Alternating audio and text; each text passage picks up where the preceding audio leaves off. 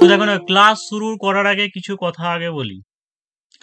সেটা হচ্ছে, এখন কনস্টেবল এসআই বলে খুব একটা পার্থক্য দেখতে পাচ্ছ না যে কোনো পরীক্ষার ক্ষেত্রে। আর আগেও বলেছিলাম নিশ্চয়ই, ভালো করে যারা লাইভ ক্লাস ফলো করো, যে দেখবে জিকে নিয়ে অতটা টেনশন করবে না। জিকে একটা মডারেট লেভেলের ইজি মডারেট কোশ্চেন থাকবে, মোটামুটি যারা পড়ছো কমন পাবে। কিন্তু এখন বর্তমানে ট্রেন্ড যেটা হয়েছে সেটা হচ্ছে ম্যাথ রিজনিংকে নিয়ে খেলা শুরু হয়েছে। অর্থাৎ ম্যাথ রিজনিং যার ভালো, তার চাকরি নিশ্চিত। আবার ম্যাথ রিজনিং ভালো মানে আবার কি এমন করছে, একটু লেন্দি লেন্দি দিচ্ছে, অর্থাৎ তুমি পারবে অঙ্ক। মানে আমি আমি তো যে যে টাইপ বা যে সমস্ত জিনিসগুলো করেছি সেইগুলো পড়েছে, কিন্তু হবে না ওইগুলো। মানে যে প্রচুর পরিমাণে যদি প্র্যাকটিস না করো তাহলে পারবে না। তার আমাদের ব্যাপারটা হয় যে টাইপ তো সব আমাদের জানা হয়ে গেছে, বোঝা হয়ে গেছে, কিন্তু প্রচুর পরিমাণে প্র্যাকটিস করতে হবে। তাছাড়া ওই টাইমের মধ্যে করতে পারবে না। তো এসআই বা কনস্টেবল যেটাই হোক, রিজনিং সিলেবাস দেখে নাও। যে 1 নম্বর যেটা রেখেছে সেটা হচ্ছে নাম্বার ডিজিট ক্যালকুলেশন। অর্থাৎ ম্যাথামেটিক্সের কিছুটা জিনিসে চলে আসছে। অর্থাৎ আমাদেরকে ডিজিট বা নাম্বার, সংখ্যা এমনই একটা জিনিস, মানে কে কার কত বুদ্ধিমত্তা আছে, ইন্টেলিজেন্স পাওয়ার কার কতটা আছে, সেইটা ডিপেন্ড করছে যে কোনো একজন মানুষ হিসেব কত তাড়াতাড়ি করছে, ক্যালকুলেশন কত তাড়াতাড়ি করছে। সেই কারণের জন্য দেখবে প্রত্যেকটা পরীক্ষাতে যে সিরিজ থাকতে পারে বা বিভিন্ন ছকের মাধ্যমে সংখ্যা দিয়ে থাকে, এটা এটা দিচ্ছে। ঠিক আছে, তাই আমরা এটাকে এই চ্যাপ্টারের মধ্যে ফেলে দিয়েছি যে নাম্বার ডিজিট ক্যালকুলেশন। হ্যাঁ, তারপরে হচ্ছে দেখো যে অ্যানালজি। অ্যানালজির মধ্যে কি পড়ছে? অ্যানালজি মানে সাদৃশ্য বা বৈসাদৃশ্য। অর্থাৎ অ্যানালজির পার্টটাই বেশি রিজনিং এ। সেটা লেটার সিরিজ থাকতে পারে, নাম্বার সিরিজ থাকতে পারে, ঠিক আছে, বা বিভিন্ন ফিগার দিয়ে দিতে পারে, যেটা ফিগারটা কন্টিনিউ হয়ে যাচ্ছে তার পরের প্রসেসটা কি হবে। তারপরে ওই B C C A B B ওই রকম সিরিজ থাকে, যদি এবার ছিল না এই সিরিজের ব্যাপারটা, এরকম যে থাকে। আবার 3 নম্বর যেটা, এটাও কিন্তু ভালো করেই করিয়েছিলাম, সেটা হচ্ছে ইংলিশ অ্যালফাবেট পজিশন। এবং বলেও ছিলাম যে ABCD শিখেছো বাচ্চাদের মতো, আবার তোমাকে শিখতে হবে, কিন্তু কিভাবে শিখতে হবে? ABCD কার কত কি পজিশন, অর্থাৎ এ থেকে জেড পর্যন্ত কে কত নম্বরে, কে কত পজিশনে আছে, সেটা তোমাকে ঠোঁটের আগলে রাখতে হবে। মানে তুমি ভাবছো ABCD আর কি লিখে নেবো, দিয়ে করে নেবো, হবে না। আর হবে না কেন? হবে, কিন্তু একটা করতে 2 মিনিট টাইম লেগে যাবে কি 1.5 মিনিট টাইম লেগে যাবে। কিন্তু তোমাকে কে কত নম্বরে আছে, এখন যদি তোমাকে ভট করে বলে টি কত নম্বরে আছে, তোমাকে ঠোঁটের আগলে রাখতে হবে হ্যাঁ টি 20 নম্বরে আছে। এইরকম ভাবেই তোমাকে তৈরি হতে হবে, না তো কিন্তু পারা যাবে না। মানে যাকে বলে সেই কম্পিউটার হতে হবে মাথা। তাহলে এই অ্যালফাবেট এটা ভালো করে করতে হবে, যেটা তোমার দিতে পারে যে উল্টো করে সাজানো হলো, ঘুরিয়ে সাজানো হলো, বা প্রথম 10টা লেটারকে বিপরীতভাবে সাজানো হলো, এতর সব বাম দিক থেকে এতর সপ্তম তব, এরকম করতে পারে, যেটা ছিল। এটা কিন্তু করিয়েছি, এই জিনিসগুলো করিয়েছি। এবার এটা করিয়েছি মানে কি বলতো, শুধু নিয়মটা জেনে রাখলে হবে না, মানে প্রচুর পরিমাণে প্র্যাকটিস করতে হবে। তো 4 নম্বরে যে দেখো যে statement conclusion. Statement conclusion syllogism যদি আলাদা আলাদা চ্যাপ্টার, কিন্তু সিলোজিজমও অনেক সময় স্টেটমেন্ট কনক্লুশনের মধ্যে ফেলে দেওয়া হয়। তো স্টেটমেন্ট কনক্লুশন বলতে অ্যাকচুয়ালি কোনো একটা বিবৃতি লেখা থাকলো, সেই বিবৃতি থেকে সিদ্ধান্ত, ঠিক আছে, সেই বিবৃতি অনুযায়ী আমাদেরকে সিদ্ধান্ত নিতে হবে, যেখানে নিজের যুক্তি বুদ্ধি খাটবে না। সিলোজিজমের মধ্যে কি, সিলোজিজমটা অনেকটা ভেন ডায়াগ্রামের মাধ্যমে করতে হয়। এটাও ছিল, কিন্তু এটাও বিশাল লেন্দি ছিল, মানে প্রচুর বড় ছিল। ওটা করতে করতেই অনেকটা সময় চলে যাবে। মানে শিখিয়েছিলাম, কিন্তু সেখান থেকে আরেকটু বেশি, মানে আমি হয়তো দুটো তিনটে দিয়ে শিখিয়েছিলাম, কিন্তু এখানে 4টে স্টেটমেন্ট দিয়ে দিয়েছিল। তারপরে আবার কি করেছে, যে 4টে সিদ্ধান্ত দেওয়ার পরে বলেছে শুধু এক ঠিক, দুই ঠিক, এক দুই ঠিক, এরকম ভাবে বিভিন্ন বেশ জটিল দিয়েছিল কেপিএসআই এর ক্ষেত্রে। এবার আরো একটা জিনিস, তোমাকে পরীক্ষার হলে এখন এমনটাই করছে যে সবই তোমাকে অ্যাটেম্প্ট করতে হবে, সেটা কিন্তু নয়। মানে যেগুলো দেখবে মনে হবে যে হ্যাঁ টাইম চলে আছে, সেগুলোকে অ্যাটেম্প্ট করা দরকার নেই। মানে 25টা রিজনিং তো 25টাই করা দরকার নেই, তুমি 19টা 18টা এরকম করো। কিন্তু সবগুলো প্র্যাকটিস করে রাখবে, কোনটা সহজ কোনটা কঠিন দেবে সেটা জানা নেই। তারপর মিরর ইমেজ, এগুলো সব করিয়েছিলাম, বলেওছিলাম, পড়েছে। পেপার কাটিং বলেছিলাম, করাইনি, ভুলে গেছিলাম বলে শেষ মুহূর্তে আর আমার ইয়ে ছিল না, বললাম যে তোমরা একটু দেখে নিও। কিউব অ্যান্ড ডাইস পড়েছিল। তারপর যে puzzle test, critical thinking, sitting arrangement, এই সমস্ত কমন জিনিস, এগুলো তো আসেই। তারপর যে ডিরেকশন টেস্ট থেকে কিন্তু এবার সোজা সাপটা দেয়নি, তো সব রকমই বলেছিলাম, যেটা করিয়েছিলাম আমার মনে হচ্ছে কোন একটা প্র্যাকটিস সেটে সেই জিনিসটা করিয়েওছিলাম ওই রকম type. Clock calendar, word formation. এই ওয়ার্ড ফরমেশন ব্যাপারটা কি? ডিকশনারি, ওয়ার্ড ফরমেশন হয়তো দিতে পারে যে একটা হয়তো এরকম করেসপন্ডেন্স একটা ওয়ার্ড দিল, এর মধ্যে হয়তো বলে তৃতীয় চতুর্থ বা সপ্তম এরকম ওয়ার্ড নিয়ে কটা অর্থপূর্ণ শব্দ গঠন করা যাবে, বা যাবে কিনা বা নাও যেতে পারে, সেরকম থাকতে পারে। বা ডিকশনারি, ওই ডিকশনারি মানে যেটা ছিল যে টেলিফোন ডিরেক্টরিতে কার নাম শেষে থাকবে সেটাকে বলা ডিকশনারি। নাম্বার র্যাঙ্কিং, তারপর হচ্ছে গ্রেটার দ্যান বা লেস দ্যান, ফিগার কাউন্টিং ছিল, খুবই সহজ ছিল এবারে। তারপরে পেয়ার গঠন করা কিন্তু এই লাস্টের দিকে করিয়েছিলাম এবং সেটা পড়েও ছিল, সম্ভবত দুটো পেয়ার তৈরি হয়েছে। আর কিছু মিসলেনিয়াস যে জিনিসগুলো বাকি থাকছে সেইগুলো। তো এইটা হচ্ছে রিজনিং এর চ্যাপ্টার। এইগুলো আমাদেরকে সব কি করতে হবে, আস্তে আস্তে করতে হবে। তো প্রথমেই আজকে দেখো 1 নম্বর যে চ্যাপ্টার মানে number and digit and calculation যেগুলো, সেগুলোর প্র্যাকটিস করব। এবার দেখো নাম্বার আর ডিজিট বা এই জিনিসগুলো জানার আগে তোমাকে কোন কোন জিনিসগুলো জানতে হবে, বেসিক জিনিস। সেটা হতে অন্তত পক্ষে 1 থেকে 25-এর ঘরের নামতা, ঠিক আছে, সেটা মুখস্থ রাখতে হবে। একদম 1 থেকে 25-এর ঘর পর্যন্ত টেবিল। তার মধ্যে কি হয়েছে, একটু কঠিন কঠিন যেগুলো থাকে, যেমন হচ্ছে তোমার 17-এর ঘরের নামতাটা একটু কঠিন থাকে, কি 19-এর ঘরের থাকে, ঠিক আছে, এগুলো একটু কঠিন থাকে, সেগুলো মনে থাকে না। তারপরে 16-র ঘরেরও থাকে। এইগুলো কিন্তু সব যা যে দেখবে একবার, যে ভুলে গিয়ে যদি থাকো তাহলে কি করতে হবে, টেবিলটা একবার ভালো করে ঠোঁটের আগালে মুখস্থ করতে হবে। এটা না করলে হবে না। তারপরে বলেছিলাম কি 1 থেকে 30-এর পর্যন্ত স্কোয়ার। তো মোটামুটি আশা করি সবাই এর আগে আমি বলেছিলাম, লিখেছিলাম, তাও আরেকবার মনে করিয়ে দিচ্ছি যে যারা ভুলে গেছো, যে 10 পর্যন্ত আমরা জানি 11 স্কোয়ার মানে 121, 12 স্কোয়ার মোটামুটি জানি যে 12 স্কোয়ার মানে হচ্ছে 144, 13 মানে হচ্ছে 169, 14 স্কোয়ার মানে কত 196, 15 হচ্ছে 225, 16 হচ্ছে 256, 17 হচ্ছে 289, 18 হচ্ছে 324, 19 হচ্ছে 361, 20 তো 400 লিখলাম না, 21-এর কত হচ্ছে 441, 22 কত হচ্ছে 484, 23 হচ্ছে 529, 24-এর স্কোয়ার কত হচ্ছে 576, 25 হচ্ছে 625, 26 হচ্ছে 676, 27 হচ্ছে 729, 28 হচ্ছে 841, সরি 28 কত 784, আর 29 হচ্ছে 841। তাহলে এই হচ্ছে স্কোয়ার। মানে এইগুলো আমি বারে বারে লিখে লিখে এইগুলো আমি মুখস্থ করে নিয়েছি। মানে অনেকে বলে যে অঙ্ক আবার মুখস্থ হয়ে করতে হয় নাকি, তো অঙ্ক মুখস্থ করতে হয়, ঠিক আছে, অঙ্ক মুখস্থই করবে। স্যার 18 784 না 884? না না, 884 কি করে হয়, 29 তো 841, 784 ঠিকই আছে, ঠিক আছে, স্কোয়ারের গুলো গেল। তারপরে 5-এর কিউব 125 পর্যন্ত জানো, 6-এর কিউব হচ্ছে 216, 7-এর কিউব হচ্ছে 343, 8-এর কিউব হচ্ছে 512, 9-এর কিউব হচ্ছে 729, 10-এর কিউব 1000, 11-এর কিউব হচ্ছে 1331, 12-এর কিউব হচ্ছে কত 1728। এটা যেমন ভীষণ কাজে লাগে 11 স্কোয়ারটা, 11 স্কোয়ার 121, তারপরে আবার 11 দিয়ে গুণ করলে হচ্ছে 1331। তো রিজনিং এর জন্য অন্তত এইটুকু এগুলো জানলে হবে। ম্যাথমেটিক্সের ক্যালকুলেশনের জন্য আরো তোমাকে শর্টকাটে কিভাবে বর্গমূল করবে বা কিউব, ওইগুলো জানতে হবে। তো আমি যারা জানো বা পারবে ঠিক আছে, অসুবিধা নেই, বলার দরকার নেই।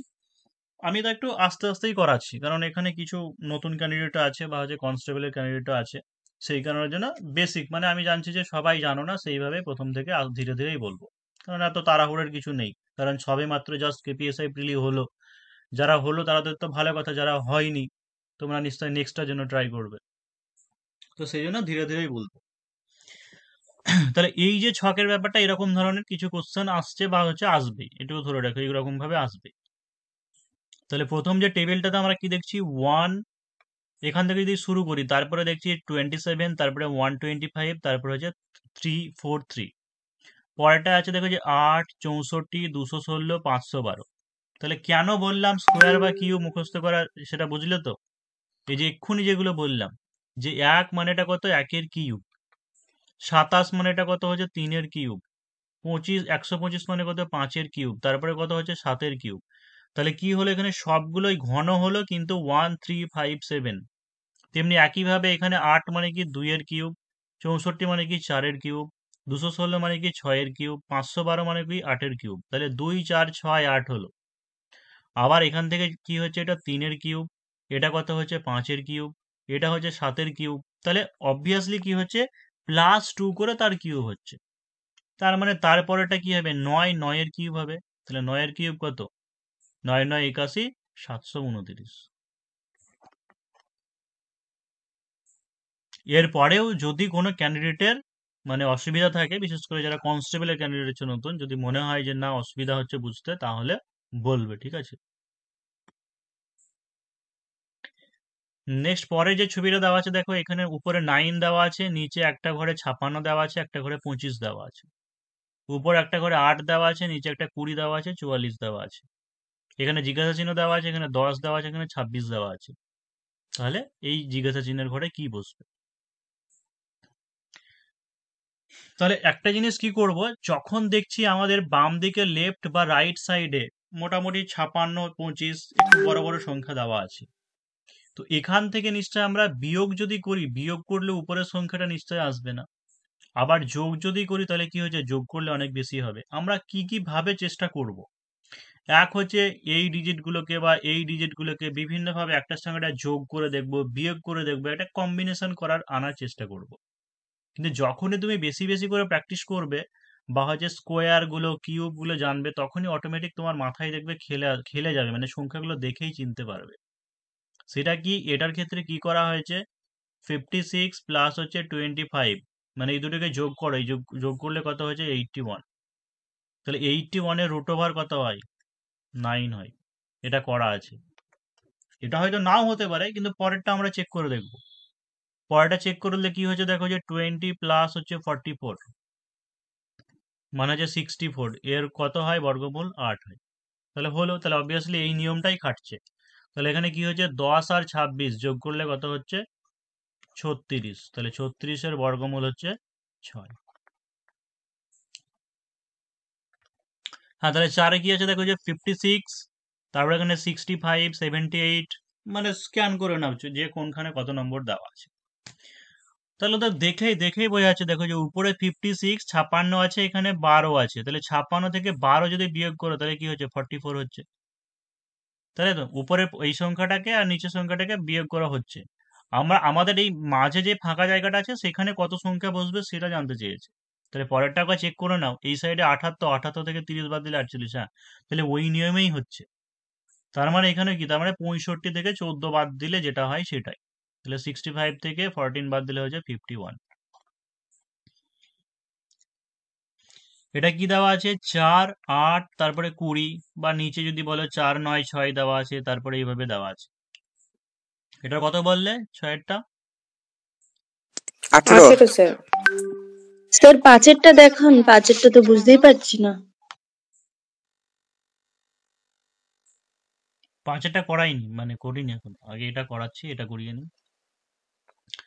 তাহলে এখানে 4 তারপরে আছে 8 তারপরে আছে 20। দেখো বিভিন্ন লজিক তুমি যদি খাটাও তো 4 8 32 যদি গুণ করো 4 8 32 হয়, হচ্ছে না, এখানে 20 আছে। এই দিক থেকে যদি তুমি দেখো তাহলে 9 আর 4 13 হচ্ছে, বা যদি বর্গমূলও করো তাহলে 4 এর বর্গমূল 2 হয়, 9 এর বর্গমূল 3 হয়, দিয়ে যদি যোগ করো তাও 3 আর 2 5 হচ্ছে। আমি সমস্ত সম্ভাবনাগুলো বলছি, মানে ধরতে পারলে তো হ্যাঁ যে ধরা হয়ে গেল, কিন্তু কত রকম ভাবে চেক করবে আগে সেই প্রসেসটা জানতে হবে, দিয়ে প্রচুর প্র্যাকটিস করলে অটোমেটিক দেখবে মাথায় চলে আসবে। এক তো চেক করতে পারো এরকম তুমি যে 4 এর বর্গমূল, কিন্তু বর্গমূল যদি এই দুটোর ক্ষেত্রে হবে কিন্তু 8 3-এর ক্ষেত্রে তো হবে না, তাহলে ওটা মাথা থেকে আউট, যে না ওই নিয়মে নেই।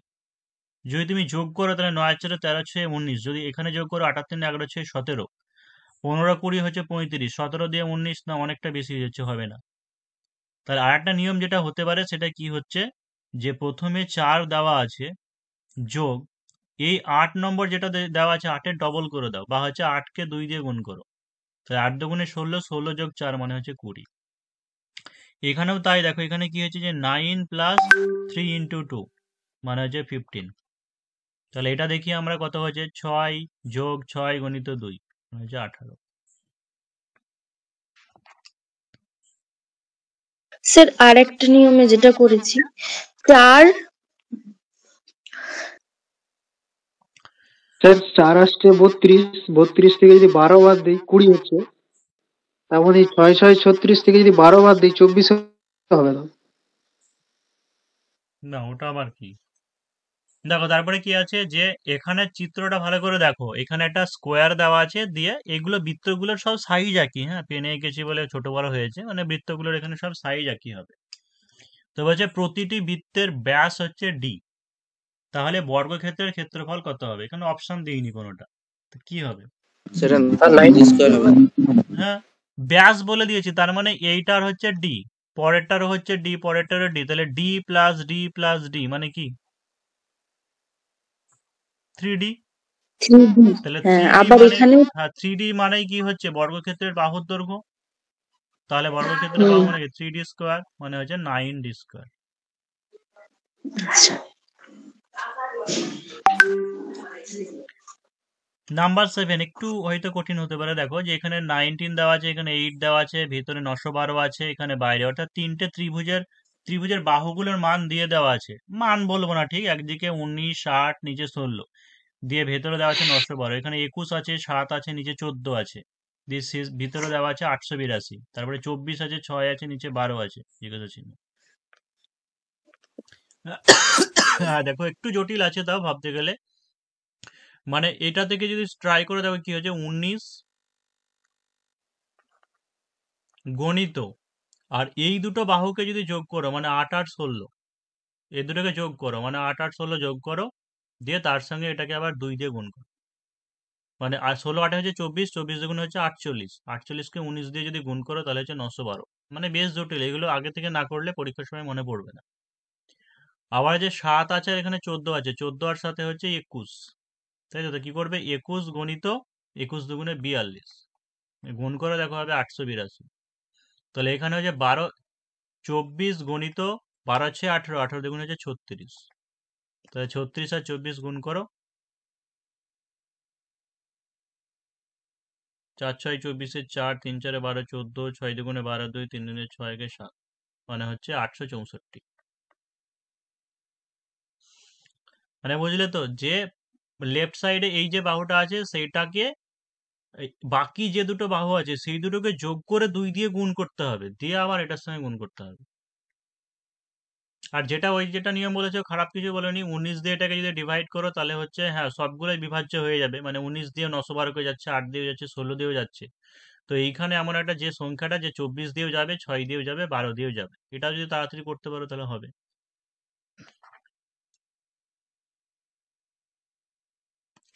আটের দেখো, আটেরটা সহজ আছে, আটেরটা আশা করি সবাই বলতে পারবে।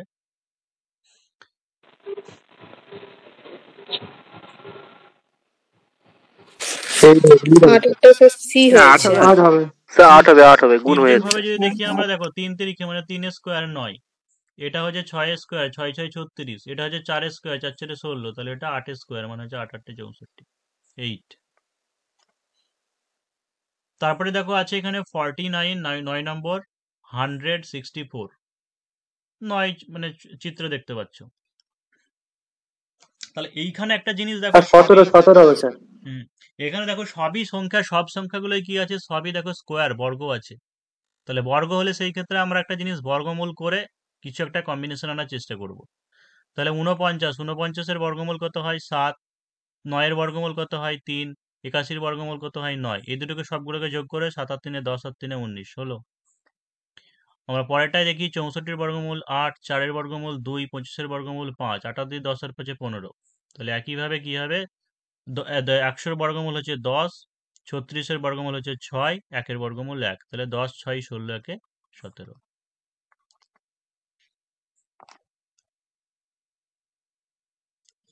নাম্বার 10 কি আছে দেখো, যে 9 এর পরে হচ্ছে 13, মানে 9 প্লাস 4 হলো 13, তারপরে কি হবে? 13 প্লাস 8 হয়েছে, তাই তো 21, তাহলে এরপরে কি হবে? 21 প্লাস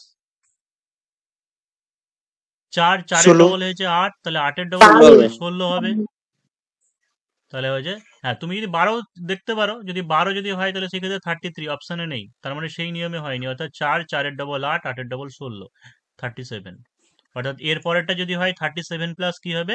32, মানে এর পরেরটা হবে 9 হচ্ছে আনসার, মানে যদি আরো একটু যদি বাড়াতো। নেক্সট 11 দেখো যে এখানে 9 7 4, তারপরে আছে 252, 5 6 8 240, তারপর আছে 6 7, এখানে জিজ্ঞাসা চিহ্ন দেওয়া আছে, নিচে আছে 210। 9 7 4, সবগুলোকে গুণ করো তো। 7 9 63, 63কে 4 দিয়ে গুণ করলে কত হয়? 252। তারপরে 5 6 8, মানে 5 ইন্টু 6 ইন্টু 8, 5 8 40, 4 6 24, মানে 240। অর্থাৎ সবগুলো ডিজিটগুলো কি হচ্ছে? গুণ হচ্ছে। তাহলে একইভাবে কি করছে? 210, তাই তো, মানে 6 ইন্টু 7 ইন্টু জিজ্ঞাসা চিহ্নের ঘরে আমি এক্স ধরে নিলাম, ইকুয়াল টু হচ্ছে 210। তো এক্স এর মান কত হবে? 30, মানে 5। তো এখানে অপশন দিইনি, যাই করে আছে 5 হচ্ছে আনসার।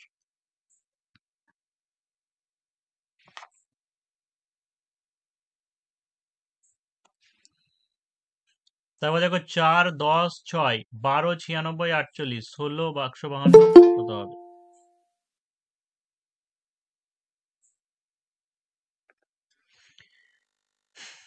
তাহলে দেখো যে এখানে কি হবে, যে এই এই দুটো যে দুটো দেওয়া আছে, মানে হচ্ছে 10 প্লাস 6, মানে কত হয়? 16। এর আমরা বর্গমূল করলে কত পাবো? 4 পাবো, 4 এসেছে। একইভাবে কি আছে? 96 প্লাস 48 কত হবে? 144। এর রুট ওভার করলে কত হবে? 12 এসেছে। তাহলে একইভাবে কি হচ্ছে যে 150, তারপরে কি কোন সংখ্যা থাকবে সেই দুটোকে যোগ করলে পরে তাদের বর্গমূল 16 আসবে। তাহলে আমরা ব্যাক ক্যালকুলেশন করি, মানে 16 আছে, তাহলে 16 স্কোয়ার করলে কত হয়? 256। তাহলে 256 টোটাল এই দুটো ডিজিটের যোগফল হতে হবে। তাহলে 152 তো আছে, তাহলে আর একটা কত হবে? 104 হবে।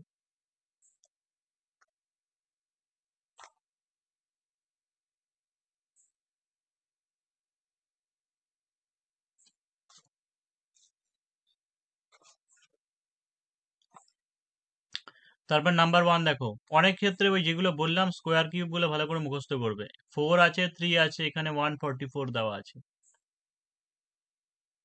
তাহলে কি হচ্ছে এটা? 4 এর স্কোয়ার করো, 4 4 16, এটাকেও 3 স্কোয়ার করো, 3 3 9, দিয়ে তাদের আবার মাল্টিপ্লাই করো। তাহলে 16 গণিত 9, মানে হচ্ছে 144। একইভাবে এটা কি হচ্ছে? 11 স্কোয়ার, মানে হচ্ছে 121, 121 গণিত 81। মানে এটা বুঝে নিতে হবে তোমাকে, গুণ না করতে পারলেও দেখো যে লাস্টে 1 একে 1 আসছে, 8 একে 8, মানে 9801 আসবে। তাহলে একইভাবে এটা কি হচ্ছে? 15 স্কোয়ার গণিত 6 স্কোয়ার, মানে হচ্ছে 225 গণিত 36। 225 গণিত 36 কত হবে বলো তো, না ক্যালকুলেশন দেখেই, মানে গুণ না করেই? স্যার 8100। 810। কারণ হচ্ছে কি 225 আর 8100। 36, হ্যাঁ, তার মানে যে 3 দুগুণে 6, এটা বুঝতে পারছো তো? 3 দুগুণে 6, তার মানে তারপরের কাছাকাছি ডিজিট, অর্থাৎ 8100। স্যার আরেকটা সোজা হবেও তো 3 গুণ 4 করে 12 12 12 তো স্কোয়ার হয়েছে। 3 দেখো 4 আরেকটা 12 এবারে হ্যাঁ, ওটাও করতে পারো, বা আরেকটা জিনিসও করতে পারো। দেখো যে 5 6 30, শেষে 5 6 30, শেষে ডিজিট কি আসবে? ইউনিট ডিজিট 0 আসবে। তো দুটোর ক্ষেত্রে আছে, বিতে না হলে সিতে দেওয়া আছে, তো এত কম তো হতে পারে না, এটাই হবে। আর কি বলছো? 21, এটা 21 উত্তর। দেখো 27 54, তাহলে 27 প্লাস 54 যদি করি কত হচ্ছে? 81, তাই তো? 81 কে 9 দিয়ে ভাগ করে কত আসছে? 9 আসছে। পরেরটা কি দেওয়া আছে? 42 84, এই দুটোকে যোগ করলে কত হচ্ছে? 126, এটাকে 14 দিয়ে ভাগ করলে কত হচ্ছে? 9 আসছে। আবার এটা কি হচ্ছে? তাহলে কত নম্বর, কত সংখ্যা দিয়ে ভাগ করলে পরে 9 আসবে? 7 9 63, তাই তো? 7 9 63, মানে এখানে তোমাকে 63 করতে হবে, তাহলে এই জায়গাতে কত করতে হবে? 21।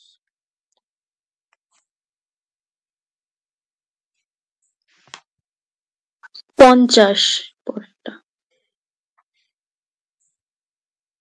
50। তাহলে 50। হ্যাঁ 2 স্কোয়ার, খাতা কিন্তু চৌপড়লেও তো আসছে ওটা না? হ্যাঁ, 3, মানে বলতে চাইছো 3 9 27, 27 দুগুণে হ্যাঁ স্যার, 54। এটা কি 14 দুগুণে 28, এটা হ্যাঁ, সে দুগুণে ওই 84, নিয়মেই তো হচ্ছে, 3 7 21 3 21 দুগুণে 20, সেই নিয়মেই তো হচ্ছে। এটা হচ্ছে 2 স্কোয়ার যোগ 4 স্কোয়ার, মানে 2 দুগুণে 4, 4 4 16, 20 হলো। 3 স্কোয়ার যোগ 9 স্কোয়ার, 90 হলো। তার মানে 1 স্কোয়ার যোগ 7 স্কোয়ার, মানে হচ্ছে 50।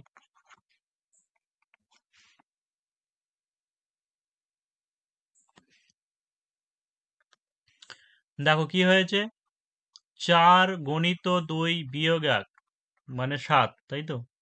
7 থেকে আবার 15 হয়েছে, মানে কি 7 গণিত 2 যোগ 1। তারপরটা আবার কি হয়েছে, 15 গণিত 2 বিয়োগ 1। আবার তারপরটা কি হয়েছে, 29 গণিত 2 যোগ 1। মানে একবার গুণ 2 গণিত হচ্ছে, দিয়ে যোগ হচ্ছে, 1 হচ্ছে, আবার বিয়োগ হচ্ছে। পরেরটা আবার কি হয়েছে, 2 গুণ করে বিয়োগ 1 হয়েছে।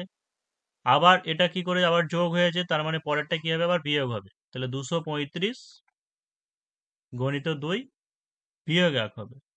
তাহলে হচ্ছে 470, 470 থেকে একবার দিলে 469।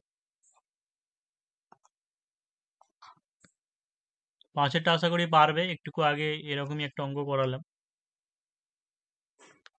দেখো 9 থেকে 13, মানে এখানে কি হয়েছে, +4 বাড়লো।